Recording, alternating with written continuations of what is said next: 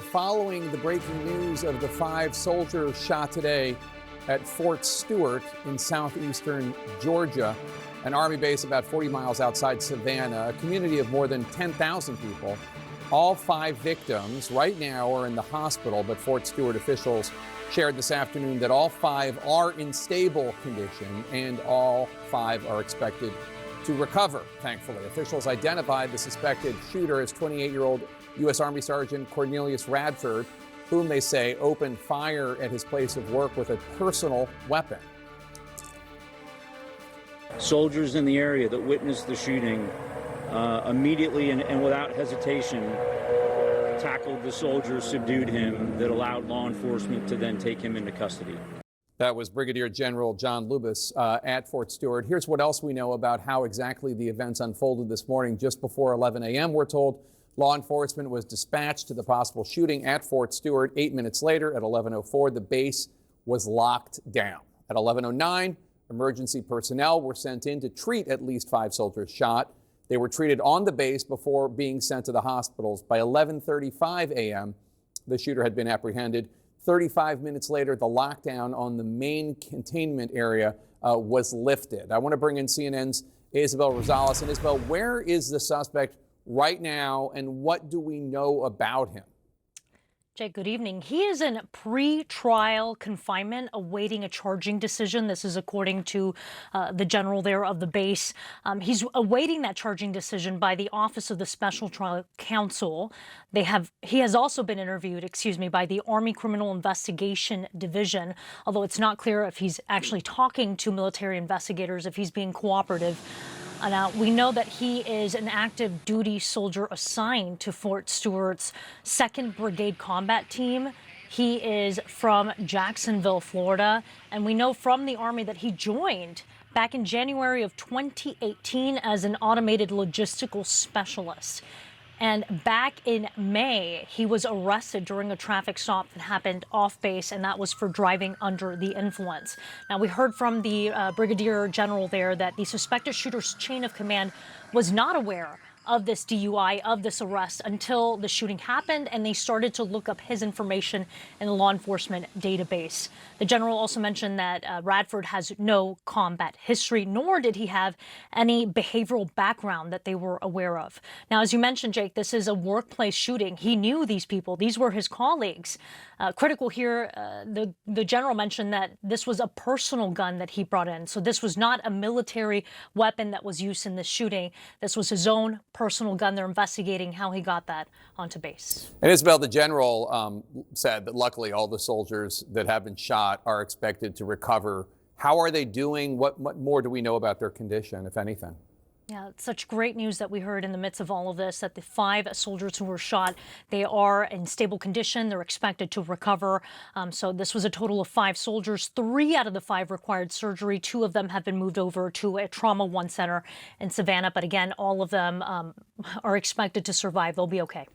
Isabel Rosales, thanks so much. Let's discuss this with CNN security correspondent Josh Campbell, as well as Jason Armstrong, the former police chief of Ferguson, Missouri. Josh, are there rules about what weapons you're allowed to bring with you on an Army base? Yeah, firearms are highly regulated. In fact, but for a select group, including law enforcement, you're essentially unable to lawfully carry a firearm on a military base. In certain installations, including this one here, Fort Stewart, if a soldier brings a personal firearm on base, it has to be registered with the installation and then securely stored. You can't just carry it around with you around the base. Of course, that appears to be one of the weakest links here, is that because the individual had authorized access to the base, he was then able to come on and bring that without being searched. I know there will be people who say, well, why don't you search every vehicle before they actually get on the installation? For those who have been to a military base, particularly during rush hour, I mean, you have cars lined up for blocks sometimes. So I don't think that's actually realistic. That's just the threat here potentially, and that's why the military employs other means to try to detect insider threats, Jake. Chief Armstrong, we know that the suspect's in custody. And that he was tackled and subdued by soldiers. What does this tell you about how this might have played out? What it tells me is the individuals that were involved, they were all in the same area. Potentially, they all worked together. And so whatever led this individual to make the decision to pull the weapon out and to start shooting individuals, one, it was either related to an altercation or something that was sparked in the moment, and this was an act that was just in the moment, or it was something where this individual had a long-standing challenge or problem with somebody there, and things escalated to where they felt the need to bring a weapon into that space and wanted to carry this out. And Josh, you're still an officer in the military reserve. What does the U.S. military do to try to prevent and stop incidents like these? Obviously, this is not as bad as the Fort Hood shooting we all remember from years ago, but it could have really, I mean, it's bad enough, but it could have even been much worse. Yeah, absolutely. I mean, but for those soldiers subduing this person, you can only imagine how worse this could have been. To your question about what the military does, there's physical security. Anyone who goes up to a base, you roll up at the ACP, the access control point. You have military police that are there controlling access. But again, we're talking about an individual who had authorized access to be on the base. And that's why the military regularly trains people and reinforces the training on trying to look for warning signs about potential insider threats. And that includes, you have a colleague, a friend in the military, you start to notice that there's something off about them. Maybe they're having, different struggles financially or personally. And the goal with that training is to sensitize people that, look, you don't just sit on that information, which is why it's going to be very interesting and important here for investigators with Army CID to actually interview people in the shooter's orbit, his friends, his colleagues, any of the victims, to determine whether or not, they had some type of beef with him.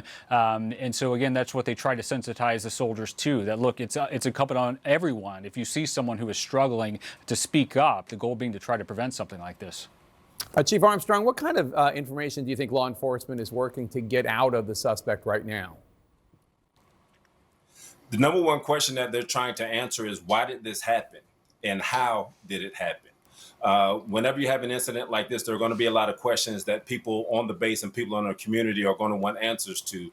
And you're trying to figure out what contributed to this, because the number one thing that you want to do on the other side of it is to try to ensure that this doesn't happen again. So they're going to be looking at how this happened, how he got the weapon in there, why the checks and balances that they had in place failed in this instance, so they can put things in place to try to prevent this from happening again. And Josh, while the motive remains unclear and under investigation, I'm curious your thoughts as to how investigators are working to figure that out right now. Obviously, they're interrogating the suspect. Beyond that, what else? Yeah, we're not talking about someone just firing upon one person. And so, it appears this could have been, indiscriminate firing. So there will be that question. What was the motivation? Was this some type of a situation between this individual and a group? Were there other stressors that this person was then acting upon? It's interesting. The FBI has gone back and studied past mass shooters, the famed FBI profilers. They found certain commonalities, and that is that most people in these situations, they don't just snap one day and then start to engage in violence, but they go along this pathway and become more and more working toward that violent effort. And a lot of times, in most of these situations, the profilers have found they do exhibit those warning signs. And so that will be what is critical here, to try to determine what was the shooter going through in his life that then, resulted in this. Interestingly, our colleague John Miller reported that back in May, the suspect was arrested by local law enforcement, it appears off base, for driving while under the influence. It appears that information did not actually get to the military, because a brigadier general who spoke just a short time ago said that they weren't aware of that past contact. And so there was this question, were there things that were spiraling in his life, to include now running up against the U.S. criminal justice system? All those big questions for investigators as they try to piece together the why. Well, you mentioned the U.S. criminal justice system, Josh, and I'm wondering on that. I mean, obviously the military has its own uniform code of justice. Yeah. Is he ultimately just going to be handed over to local law enforcement, whether the sheriff's department or the police department? Or is there some way that the military will handle this? Yeah, and when I said that, I meant the DUI off base would be handled by the regular U.S. criminal justice system. But he's now in the military justice system, which falls under what they call the Uniform Code of Military Justice. The military has its own justice department and its own prosecutors, its own courts, for example. And that is where he will be likely, I assume he will be tried here, obviously for attempted murder, it appears. And, obviously the military can convict people and confine people just like the U.S. Justice Department could as well. And so he certainly faces very, very serious consequences.